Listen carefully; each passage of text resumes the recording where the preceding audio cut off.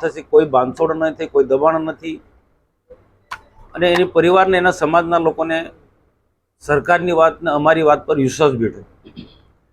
પરંતુ કેટલાક લોકો ચૈતરભાઈ વસાવા જેવા આમ આદમી પાર્ટી કોંગ્રેસના નેતાઓ આને રાજકીય મુદ્દો બનવા માંગતા હતા.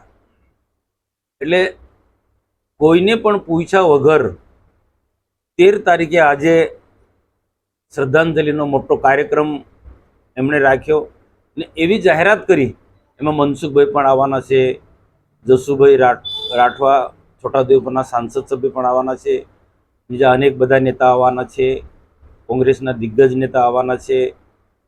આ પ્રકારની ચૈતરભાઈ વસાવાએ કોઈને પણ પૂછ્યા વગર જાહેરાત કરીને સોશિયલ મીડિયામાં બધું પડતું હતું, ટીવી મીડિયામાં પણ આ બધી જાહેરાત આવી.